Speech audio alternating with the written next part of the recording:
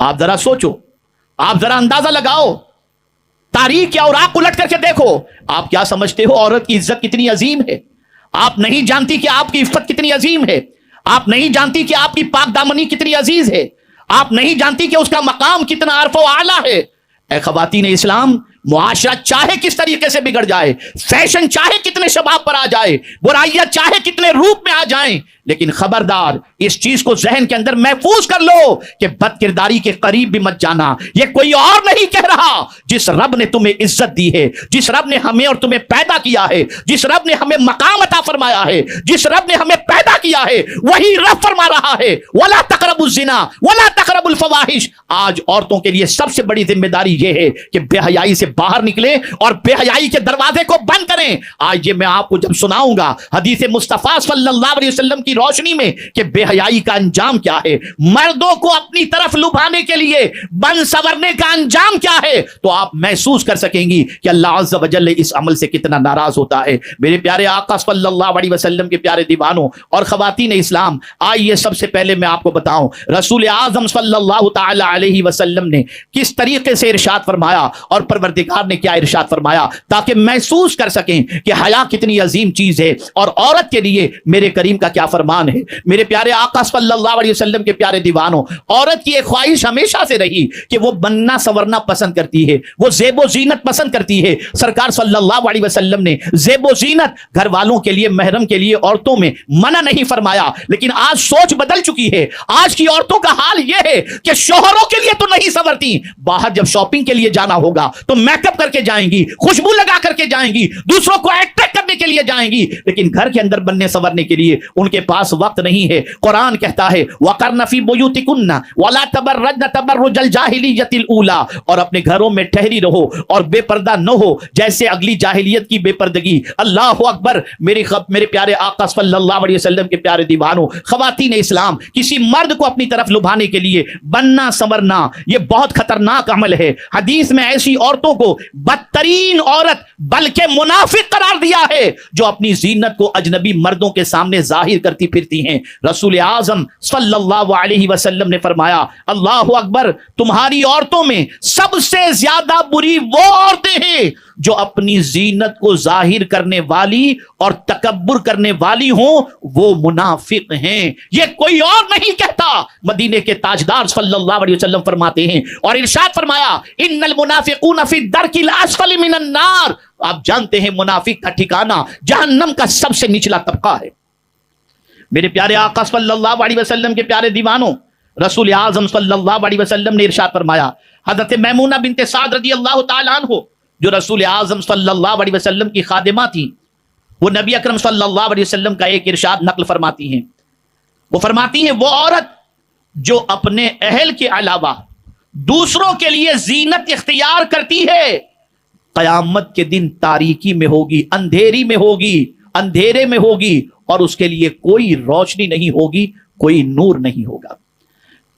میرے پیارے آقا صلی اللہ علیہ وسلم کے پیارے دیوانوں، ان عورتوں کو سبق سیکھنا چاہیے جو عورت اس لیے بنتی سنورتی ہیں تاکہ مرد اس کی طرف مائل ہوں، مرد کو اٹریکٹ کرنے کے لیے، مرد کو امپریس کرنے کے لیے اور مرد کو اپنی طرف مائل کرنے کے لیے. یعنی مرد سے مراد شوہر کی بات نہیں کر رہا، غیر مردوں کی بات میں کر رہا ہوں. ان کو اپنی طرف مائل کرنے کے لیے جو عورتیں بنتی سنورتی ہیں وہ اپنی دنیا بھی برباد کر رہی ہیں اور آخرت بھی برباد کر رہی ہیں.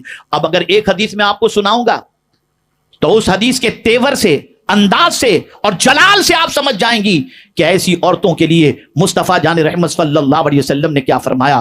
آقا کریم صلی اللہ علیہ وسلم نے ارشاد فرمایا، حضرت عبداللہ ابن عباس رضی اللہ تعالیٰ عنہ فرماتے ہیں رسول اعظم نے عورتوں کی مشابہت اختیار کرنے والے مردوں پر اور زیب و زینت کا اظہار کرنے والی عورتوں پر لعنت فرمائی ہے.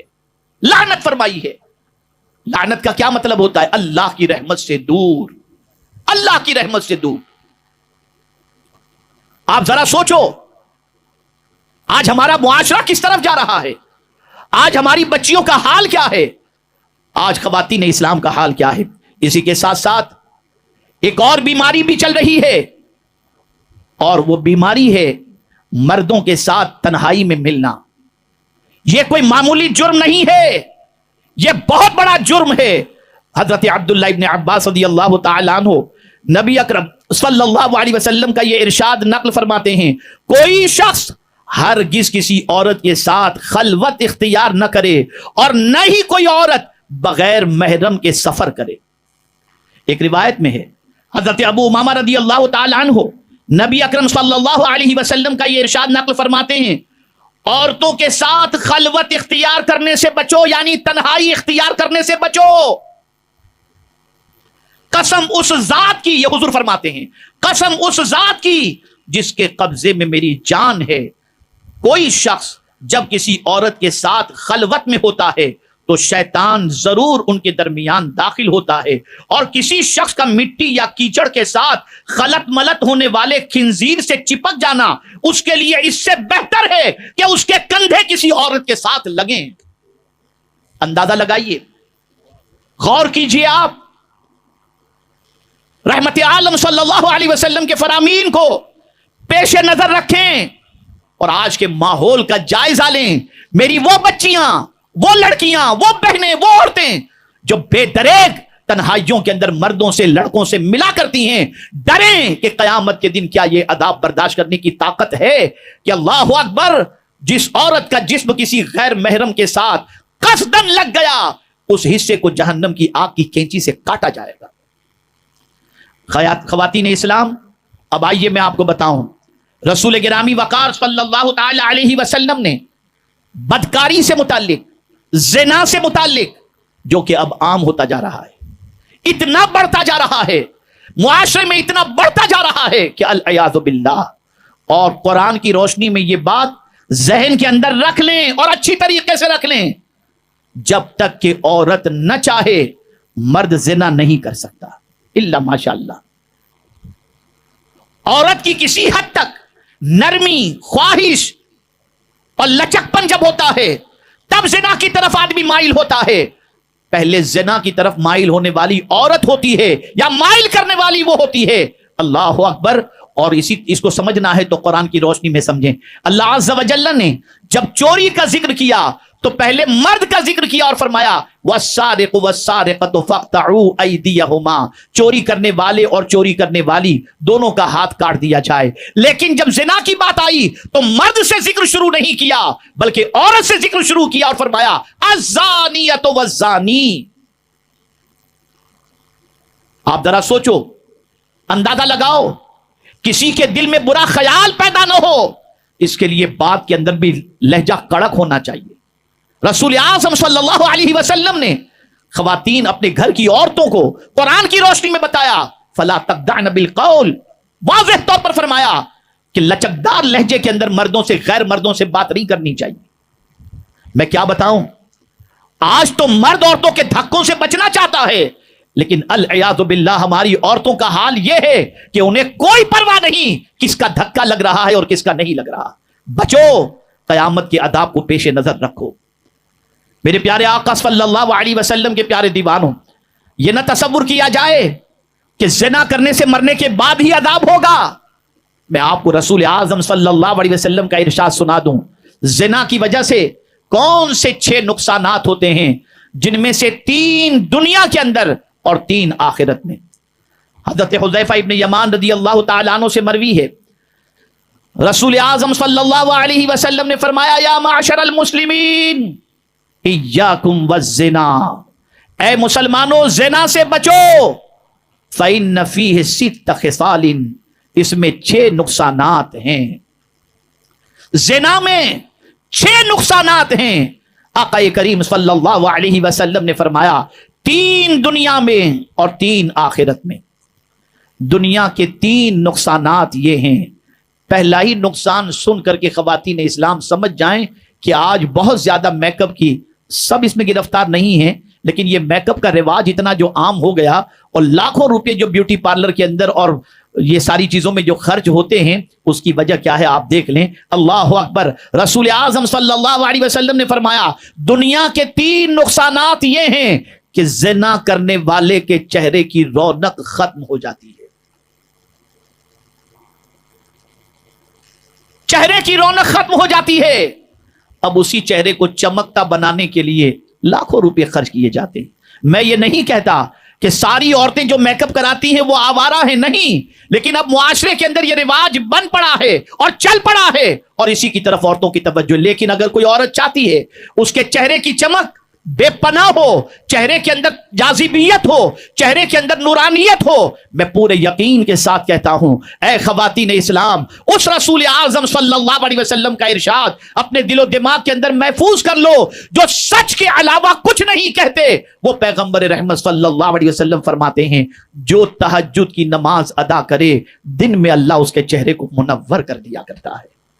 لیکن کیا کیا جائے، اللہ ماشاء اللہ، رات تو سیریلوں میں، انسٹاگرام پر، فیس بک پر، یوٹیوب پر گزرتی ہے۔ العیاذ باللہ، العیاذ باللہ، العیاذ باللہ۔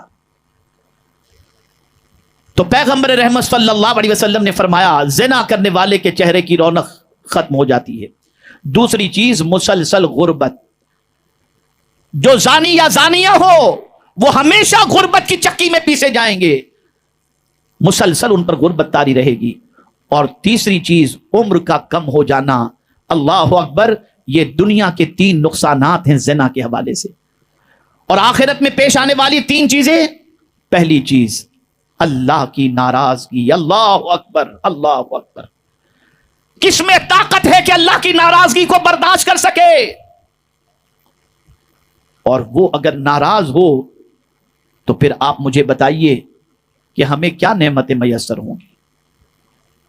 تو آخرت میں جو تکلیفیں آنے والی ہیں زنا کرنے والوں کو، ان میں سے پہلی تکلیف ہے اللہ کی ناراضگی۔ دوسری تکلیف برا حساب و کتاب، ان سے حساب بہت سخت لیا جائے گا اور حساب و کتاب کے اندر ان کی حالت بڑی خراب ہو جائے گی۔ تیسرا دوزخ کی آگ میں ہمیشہ رہنا، یعنی طویل زمانے تک۔ آگ کی بات کی گئی، آپ ذرا سوچو، آج چہرے پر ایک دانہ نکل آئے یا داغ لگ جائے تو ہم اس کی تکلیف محسوس بھی کرتے ہیں اور اس کے ازالے کی کوشش بھی کرتے ہیں۔ اگر چہرے پر کسی اعتبار سے کوئی چیز لگانے پر چہرہ جل جائے تو پریشان ہوتے ہیں، لیکن کبھی آپ نے سوچا وہ لوگ جو اللہ اور اس کے رسول جل جلالہ و صلی اللہ علیہ وسلم کی نافرمانی کرتے ہیں، ان کے چہروں کا حال قیامت میں کیا ہوگا؟ قرآن کہتا ہے یوم تقلب وجوہہم فی النار، قیامت کے دن ان کے چہروں کو جہنم کی آگ کے اندر الٹ پلٹ کیا جائے گا۔ جس طریقے سے آج باربیکیو کرتے ہیں، تندوری سیکتے ہیں، گرل کے اوپر گھماتے رہتے ہیں کہ کہیں سے یہ چکن کچا نہ رہ جائے یا کچی نہ رہ جائے، ہم اس کو سیکتے رہتے ہیں، گھماتے رہتے ہیں۔